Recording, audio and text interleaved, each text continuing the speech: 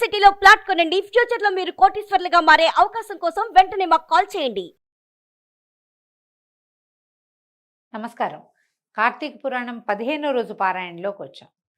15వ రోజు లెక్క ప్రకారం పౌర్ణమి అవ్వాలి, మనకి 14వ రోజు వచ్చేసింది కదా.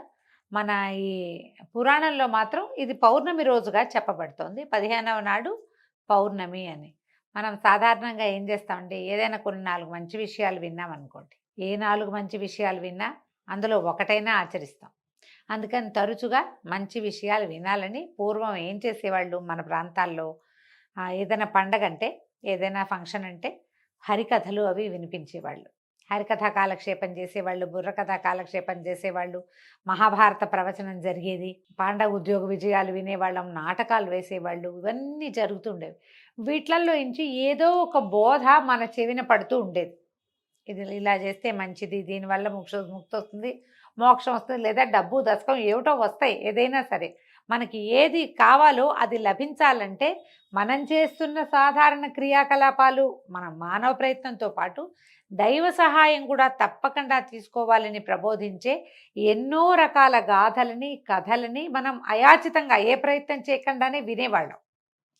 ఈ మానవులకు అలాంటి అవకాశం ఉంది కదా, వింటాం కదా. ఈ వినేటప్పుడు ఏం చేస్తాము, అందులో నుంచి కొంతనైనా మనం దాన్ని మన జీవితాలకి ఉపయోగించుకుంటాం. ఏదో యూట్యూబ్ చూస్తామనుకోండి, ఇప్పుడు అదే కదా మనం చెప్పుకోవాల్సిన ఉదాహరణ.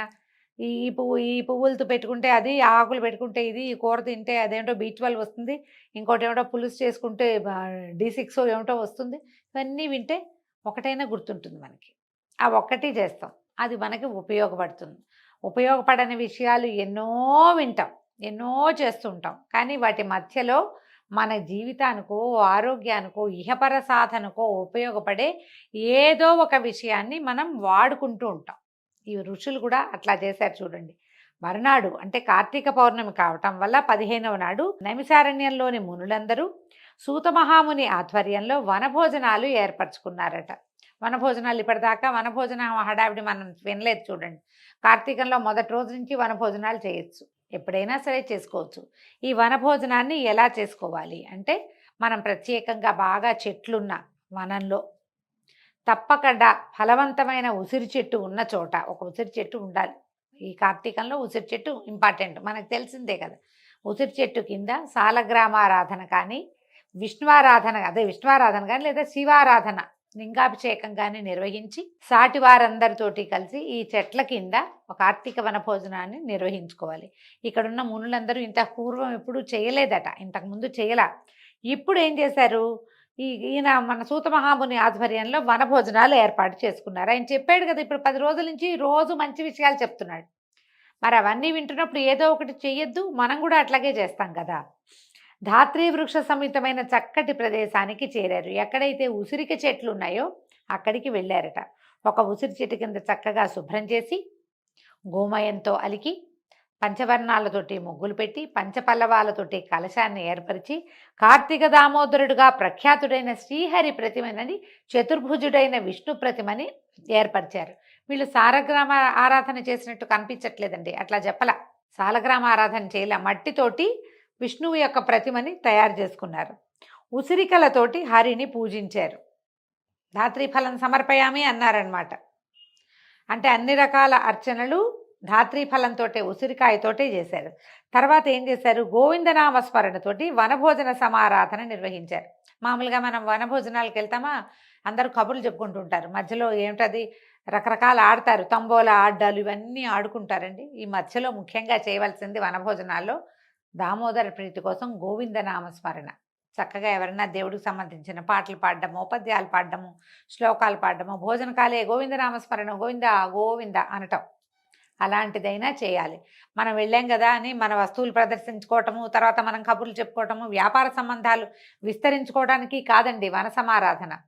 భగవత్ ప్రీత్యర్థమే కార్తీకంలో వన సమారాధనలు చేసేవాళ్ళు చేస్తున్నారు, చెయ్యాలి కూడా. అందరూ కలిసి చాలామంది మనకు పేపర్లలో కూడా కనిపిస్తుంటాయి, వైశ్యుల కార్తీక సమారాధన ఇలాంటివి పెడతారు. ఆ సమారాధనలు చేసినప్పుడు భగవన్నామస్మరణతోటి సమారాధనని పూర్తి చేసుకోవాలి. వీళ్ళందరూ ఏం చేశారు, నా గోవిందనామస్మరణతోటి వనభోజన సమారాధన నిర్వహించారు. అందరూ చక్కగా భోజనాలు చేశారు. చేసిన తర్వాత సాయంకాలం తదనంతర విధులన్నింటినీ నిర్వహించుకుని సాయంకాలము సంధ్యావందనాలు పూర్తి చేసుకున్న వాళ్ళే తులసి బృందావనాన్ని ఏర్పరచుకున్నారు. ఉదయమేమో వీళ్ళు మునులందరూ కలిసి కార్తీక సమారాధన నిర్వహించారు. ఈ సమారాధన చేసుకునేటప్పుడు, సమారాధన అంటే మనమే కాకుండా తమని ఆశ్రయించుకున్నటువంటి పశుపక్ష్యాదులకి, తర్వాత వనచరులు బోళ్ళంతమంది వీళ్ళకి సప్లై చేస్తారు అవి ఇవి బియ్యము అవి తెచ్చిపెట్టేందుకు వనచరులు వస్తారు. నాయన రేపు సమారాధన, మీరు కూడా ఇక్కడే వచ్చి భోజనం చేయండి అని వాళ్ళని కూడా పిలిచి వాళ్ళకు కూడా భోజనం పెట్టారు. సాయంకాలం ఏం చేశారు, తులసి బృందావనాన్ని ఏర్పరచుకున్నారు. ఇప్పుడు ఇక్కడ ఏం చేశారు, ఒక తులసి చెట్టుని ప్రతిష్ఠ చేశారు ప్రత్యేకంగా. బృందావనం అంటే ఎక్కువ తులసి చెట్లు కూడా పెట్టి ఉండొచ్చు బహుశా. చక్కగా అలికి ముగ్గు వేసి లక్ష్మీప్రదంగా అలంకారం చేశారు తులసీదేవిని. అక్కడ పునః మళ్ళీ సాయంకాలం పొద్దున సమారాధన కార్తీక దామోదరుడు వెళ్ళిపోయాడు. ఇప్పుడు మళ్ళీ ఏం చేశారు, పునః విష్ణువుని కార్తీక దామోదర నామధేయుడిగా ప్రతిష్ఠ చేశారు. చేసి ప్రాణప్రతిష్ఠ చేసి తులసీధాత్రి సమేత కార్తీక దామోదరాయ నమః. తులసి ధాత్రి అంటే ఉసిరి చెట్టు అండి. వీళ్ళిద్దరితోటి కలిసి ఉన్నటువంటి కార్తీక దామోదరుడికి నమస్కారాలు చేస్తున్నామని షోడశోపచారాలు నిర్వహించి స్వామికి నమస్కరించి దీపారాధనలు చేశారు. కార్తీక మాసం ఈ పౌర్ణమి నాడు విశేషంగా చేయవలసిన విధి ఏంటంటే దీపారాధన.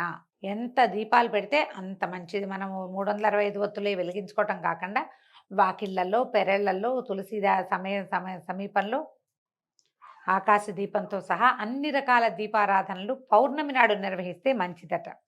ఇక ధ్యానము, ఆవాహనము, ఆసనము, అర్ఘ్యము, పాద్యము, ఆచమనము, మధుపర్కము, స్నానము, వస్త్రము, ఆభరణము, గంధము, పుష్పములు, అక్షతలు, ధూపదీప నైవేద్యాదులు, పుష్పహారాలంకరణ, అనేకానేక స్తోత్రనామావళులతోటి, నమస్కారాలతోటి షోడశోపచారాలు నిర్వహించి కార్తీక దామోదరుని, తులసీధాత్రి సమేత కార్తీక దామోదరుని పరిపరి విధాలుగా పూజించారు.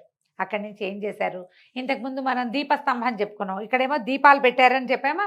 ఈ దీపస్తంభానికి ఏం చేశారట, చిలవలు పలవలు లేకుండా ఉన్నటువంటి ఒక మొద్దులాగా, ఒక అంటే లాగ్ కలప, అవి లాగ్స్ అంటాం కదా మనం, ఏమన్నా దుంగ, అలాంటి దుంగలని ఒక కలప స్తంభాన్ని తీసుకొచ్చి దాన్ని నాటారట. నిలబెట్టడం కాదు, కొంచెం భూమిలో తవ్వి దాన్ని నాటారు.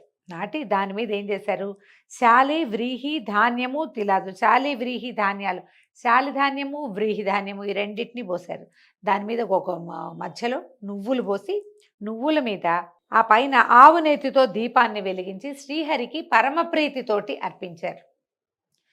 దీపస్తంభం ఇప్పుడు మనం ఏం చేయొచ్చు, కార్తీక పౌర్ణమి నాడు వాకిట్లో చక్కగా ఇంత పొడుగాటి దీపారాధన కుందిని వెలిగించి ఆవు నెయ్యి పోసి, నెయ్యి పోసిన తర్వాత ఒత్తులు వేసి, ఎప్పుడునండి మొదట ఒత్తులు వేసి తర్వాత నెయ్యి నూనె పోయకూడదు. నిండుగా సాధ్యం త్రివర్తి సంయుక్తం అన్నారు. మొదట ఆజ్యం నింపి దాంట్లో అప్పుడు ఒత్తులు వేసుకోవాలి. ఈ ఒత్తుల్ని అప్పటికప్పుడు వెళ్తే ఒక్కొక్కసారి వెలగవండి, కొరుక్కుపోయినట్టు అయిపోతాయి. దానికి ఏం చేయాలి, అసలు ఈ కార్తీక మాసం అంతా కూడా మనం ఒత్తుల్ని ఏదైనా ఒక డబ్బాలో పెట్టి చక్కగా ఆవు నెయ్యి కొంచెం కరగనిచ్చిపోయటమో, లేకపోతే నూనె పోసి ఒత్తుల్ని నానబెడితే చక్కగా నిలబడి కాలుతాయి, ఆహుతి కూడా అవుతాయి, వెలుగుతాయి ముందు వెంటనే.